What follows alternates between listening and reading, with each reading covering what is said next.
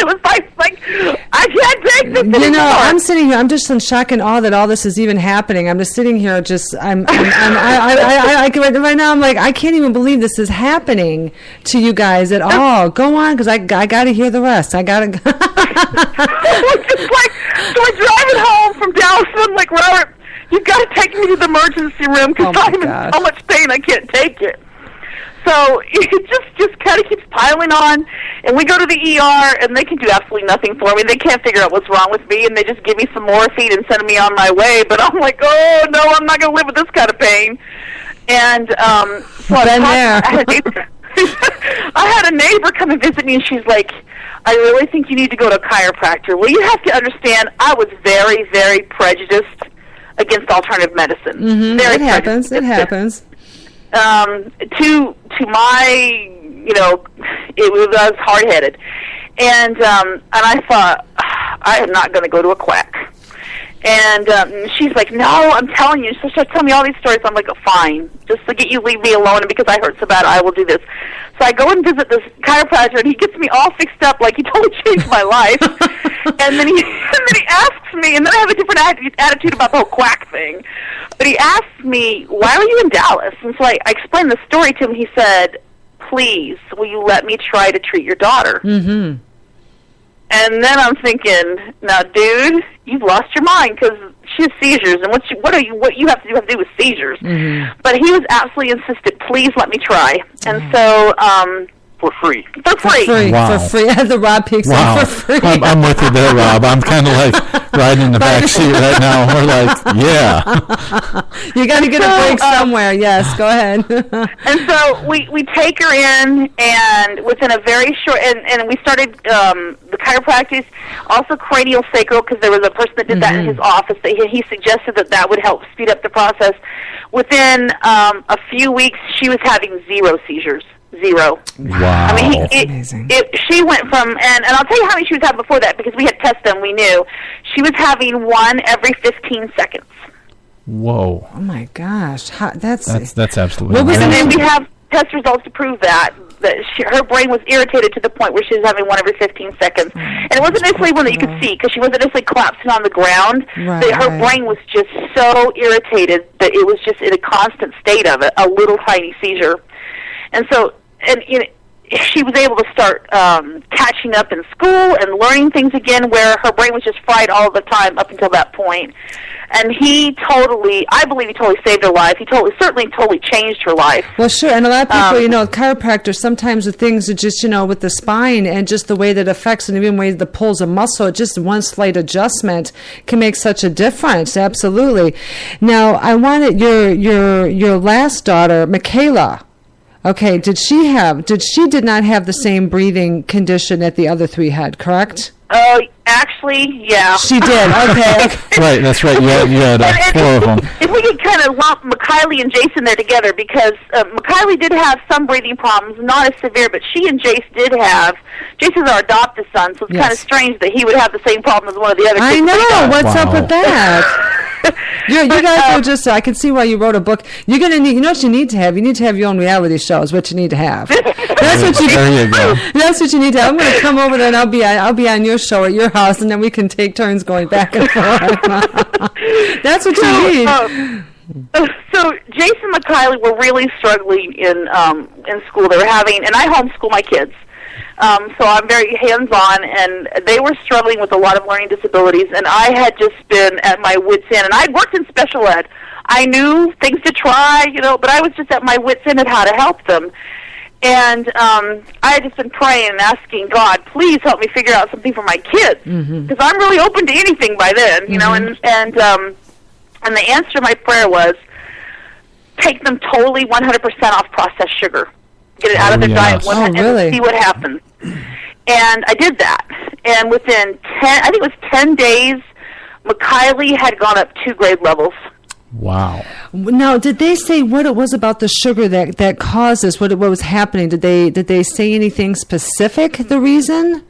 No, that was me and just in my head. And it just came to you. Wow. It just came to me to do that. And I don't know. I've talked to one other parent who told me that his daughter had a similar reaction to eating processed sugar, and that when she was on it, that she was very learning disabled, and when she was taken off of it, she was just fine. Well, Leaf and I just finished a nutrition class at the school that we go to, and we just learned all about sugar and processed foods and, gluten. The GMOs, that whole thing, everything, just how much. And I have a daughter with ADHD, and I have, my daughter is autistic, and I have all these things going on, and I'm wondering, what is in the food? So for you, processed sugar was the kick then. So then, how is she now with everything? They're still catching up. Okay. But she had extremely severe dyslexia symptoms. I mean, she reversed letters, writing it, reading it, and then she also had problems with hearing vowels. Okay. I mean, she just didn't hear letters the way they were pronounced. And so when you have both of those problems mixed together, learning how to read is nearly impossible. Sure. One or the other, you can kind of compensate, but when it's both, it's just awful. And so since then, she's been improving dramatically every day. And the thing is, and that with her, and this is one place where you talk about families needing to come together. Yeah. She was addicted to sugar. She was addicted to the one thing that was hurting her the most. Mm-hmm. And then you've got Halloween and every holiday that there ever was that's totally surrounded with, it's all about sugar. Mm-hmm. And our family really did a good job of coming together and changing diet with her and trying to be supportive of her so that she wasn't the miserable one out. Well, it is great, and we learned that in class too. I had, like I said, with my daughter with the gluten allergy, and she's coming home from college, and our teachers suggest, you can't expect them to figure it out on their own and fend for themselves. So we're going to be changing our whole entire diet to help compensate so she can, have a safe place to eat, because, if one is suffering, there's chances are that many of us may be having an issue with an allergy as well. We just don't know. Well, and even my son Gibson. Yeah, he has ADHD. Yeah, he's been diagnosed with that, and we have been through a few regimens and finally got him a little leveled out, and now he's pretty much bringing his grades up as well. It's amazing, if what food will do for you. So I'm excited about that. Now, I wanted to ask, Rob, after we've gone through this. Rob, you've been pretty healthy through your whole life. Does anyone in your side of the family or you at all ever have any health conditions? Well, it's funny you should ask that. My family, as far as my parents and siblings, everyone is healthy. Okay. And I have a metabolism as good as anyone on the planet. I was going to say. Just to give you an example, I don't gain weight. Okay. To give you an example, I up till around 30 years old, I would eat a 32-ounce chocolate shake every night before I went to bed. And oh my gosh! That's not even fair. But just because I'm thin, that doesn't mean that I'm healthy. Right. And the problem is that my immune system couldn't keep up with my diet. Oh, okay. And so my health problems began when I was around 30 years old, where I ended up getting mono, which another autoimmune disease. Oh, wow. Yeah, absolutely. Yeah, I wound up with mono quite a bit earlier in life than that, but yeah, that one's a real tough one. The older you get, I've heard, the worse it is. Mm-hmm. Yeah, so I missed work for about 6 weeks. I got well, went, still nothing. We didn't understand health from at that perspective, and went on with life. And then a few years later, I had a stone that was created in my salivary gland, and so they had to do a very delicate, dangerous surgery where they went in through my neck up under my jaw to just remove the gland. Oh my gosh! And then I got a horrendous kidney stone a few years later after that. And the tipping point for me with my health, and so during all this time, of course, we have Heidi and the kids with all the health. Sure. And the tipping point for me is when I started to develop MS symptoms. Okay. And I wasn't able to really function at work for a full day. That's when I changed my diet, my lifestyle, and I said, okay, Heidi, what do I need to do? And literally within a few months, I was back to functioning normally, just by changing the diet and implementing the supplements that she said I needed to. That's incredible. And Heidi, really quick now, you have all this information on the website I'm going to announce here in a minute, the one that you told me, my inspired story. You do have information on there about that? Okay. I just want to say, too, if anyone wanted to call in and ask us any questions, you can do that now. Our phone lines are open. Remember, our number is 480-409-0773. Yes. Feel free to call in. We'll just pick you up, pull you in, and... Absolutely. Part of the group. Absolutely. Well, I'm still going to continue. If anyone chooses to call in, we'll just take a break. Now, I wanted to ask next here, Heidi, all of your children's health problems and immunizations, I know you and I have had a discussion about immunizations. Would you care to discuss that with our listeners about how you feel that played a role in that? Yeah, and for me, and we've talked about this for a moment, he's talked about how with women, guilt becomes a really serious issue. Right.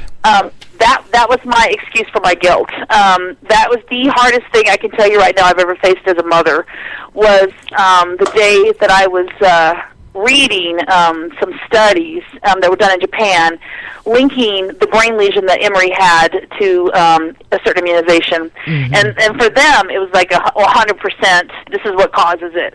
And then also we had other diseases, which we're not going to talk about on the show tonight, which are definitely linked to immunizations. But I felt horrendous. I blamed myself.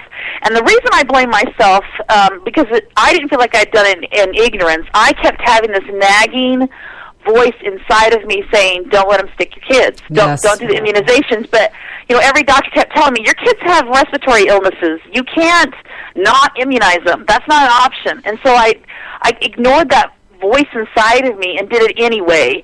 And because I'd done it anyway, because I'd ignored that voice, that's where the guilt came from. I understand. Because I felt God warned me, and I didn't listen to God. That's how I interpreted it. And then later on, I learned that there were alternative practitioners who had, alternatives to shots that had better success even than, traditional immunizations that I could have gone to. Mm-hmm.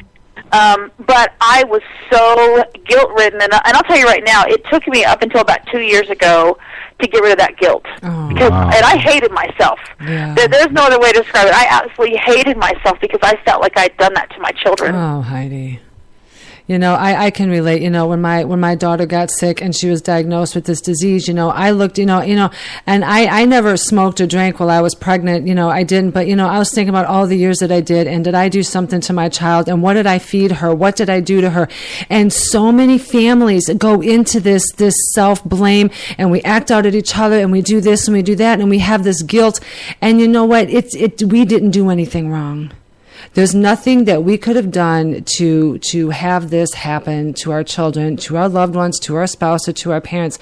Sometimes these things just happen, and we don't know why. And I can understand that guilt that you feel. I felt like that for a long time. I felt guilty to even enjoy the day because I did something to my child, So I completely respect your feelings there, completely. It's a very challenging. It's a challenging thing to feel, when the roof is caving in and people are saying things that you're not used to hearing. The word, dying in child and so long and all these other words that just incredibly difficult to process at any time. Incredible. It's okay. I understand. We've all had days like that. But you're doing an incredible job telling your story, and you're doing an incredible job getting the word out there about all these things. You're writing an amazing book. You're a powerful woman of faith and a powerful woman of conviction. And just think of all the lives and what you're going to do. Think of all the lives that you're going to save moving forward now. Because if none of this had happened, you would, and all your children are fine now, if none of this had happened, you would not have the gift of the information and the knowledge that you have to share this going forward right now. So you have done an amazing job. Hello? Hello? You're online. Did you drop? No, can you hear me? We can hear you. Yep, you're on the air. Okay. Oh, great. This is Julie in Utah. Oh, hi. How are you? You sounded just like Heidi for a second. I'm sorry. Did we lose Heidi? I think, did we lose Heidi here? No, Heidi's here. Heidi, are you here? Nope.